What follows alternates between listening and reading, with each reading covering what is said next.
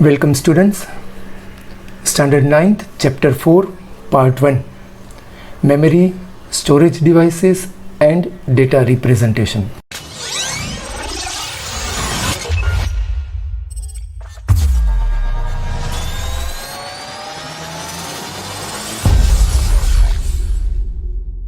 Students, you know that the memory is the most important part of computer where all the data and instructions are stored.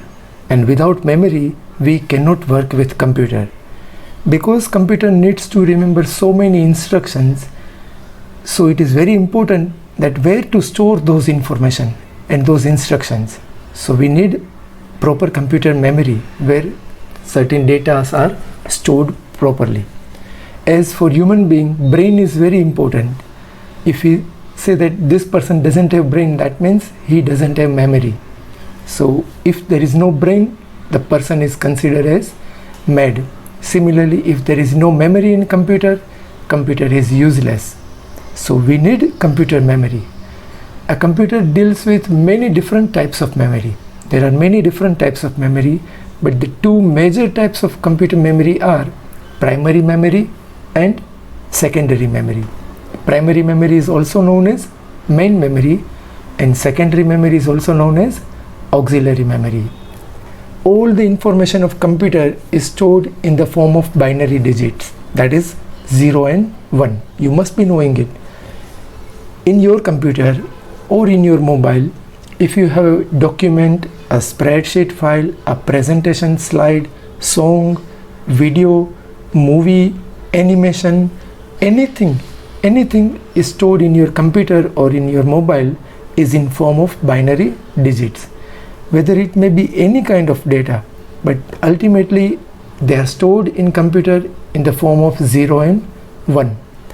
And such group of 8 binary digits is known as a byte. So such zeros and 1, combination of 0 and 1 with 8 digits is called 1 byte.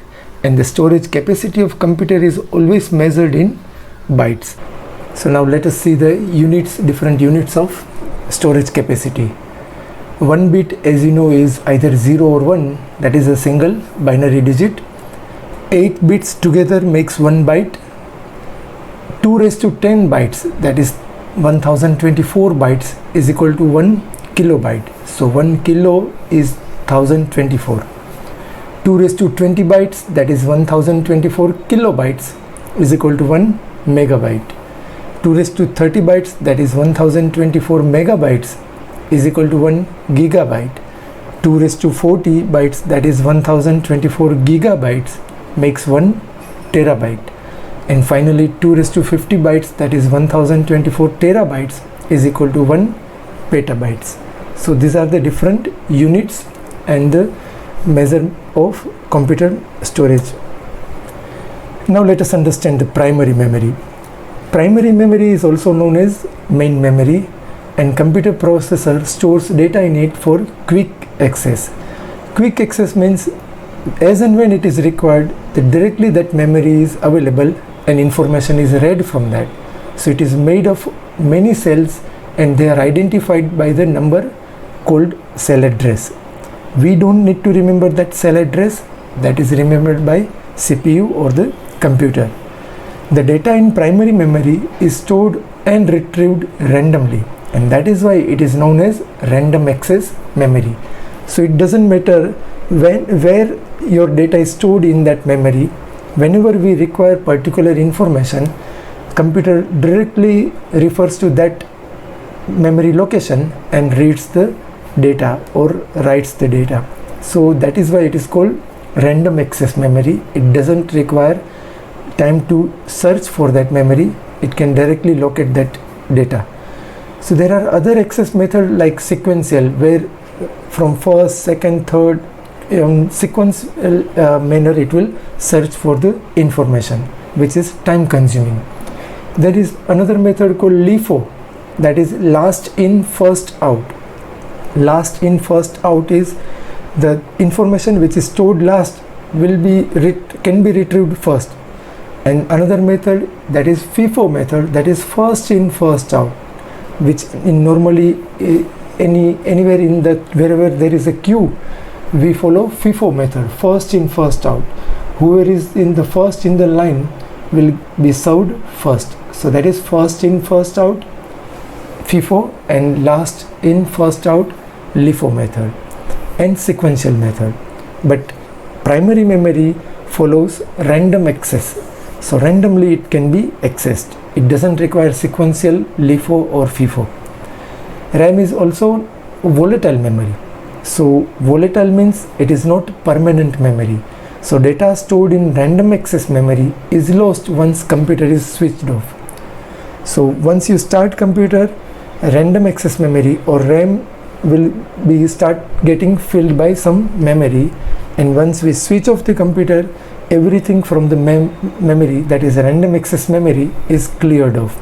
There are other memory like DRAM, dynamic RAM, and SRAM, that is static RAM. Dynamic RAM needs to be refreshed thousands of times per second, whereas static RAM doesn't require that refreshing, so it is faster but it is costly. So dynamic RAM and static RAM. What is primary memory then? Let us go in detail of primary memory. The other types of primary memory, which is called ROM and read-only memory. That was a random access memory, RAM, and this is read-only memory. If you understand the full form of both the memory, RAM and ROM, you will understand the difference. Content stored in ROM can only be read. We cannot delete or we cannot modify it. Whereas in RAM we can do all the changes. But in ROM we cannot make any changes. It is only meant for reading. So that is ROM, read-only memory. The data stored in ROM remains intact as it is even after shutting down the computer. The variation of ROM is PROM, programmable read-only memory, on which data can be written by PROM programmer device. There are some PROM programmer devices available using which we can write or do the programming on the read-only memory. There is another is called EPROM, erasable programmable read-only memory, that allows content of PROM erased by exposing it to the ultraviolet light. One simple example of a ROM or PROM if I give, then our automatic washing machine is an example of PROM. Our in mobile or in smartwatch, when we set alarm for morning alarm, that is also one simple example of PROM, programmable read-only memory. You know that we cannot delete that content of a washing machine, how washing machine works, but we can program it that I want to wash this for light clothes for this much time only, 6 minutes or 10 minutes, that we can program. As again we can do it in microwave oven. In microwave oven also we can program it that I want to heat this food for 10 seconds or 30 seconds or 45 seconds. So that is called programmable read-only memory. There is something called firmware and cache memory. Let us understand that firmware is a program code that is stored in ROM or EPROM. So firmware is a program which is already written in your ROM by the manufacturer, hardware manufacturer. It is developed by hardware manufacturing company. Firmware is generally used to control the hardware. So our washing machine, our microwave oven, TV remote, all these are having some sort of firmware in which is already written by the company who has produced that device. So that is firmware.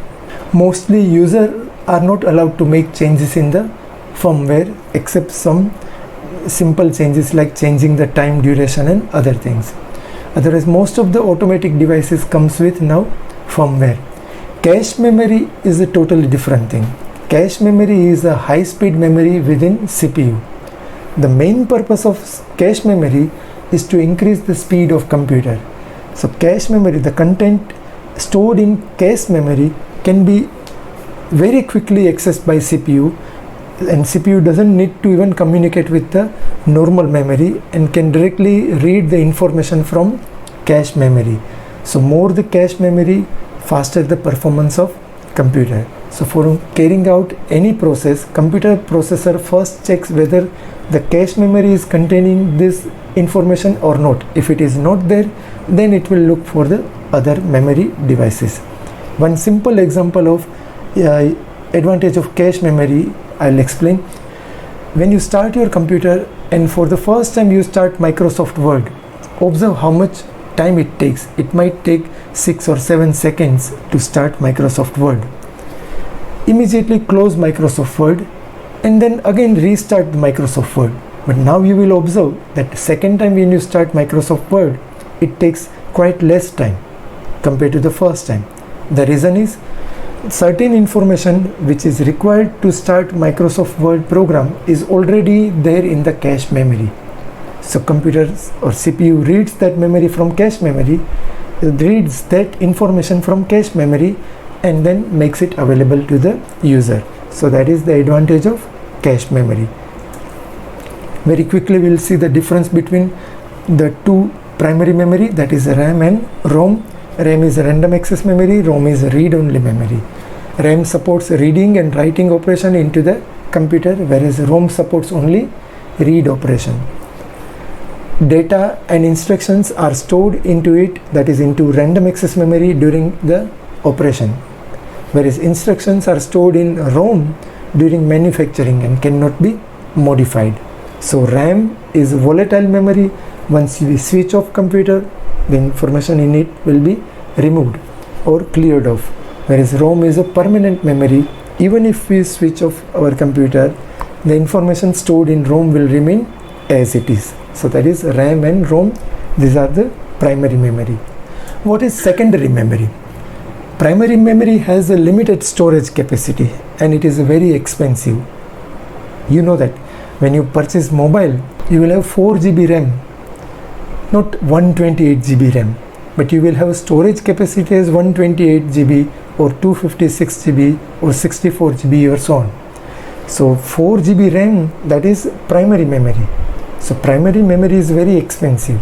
So when we want to store lot of data for long period of time, we cannot use primary memory because it is very expensive and it has limited capacity.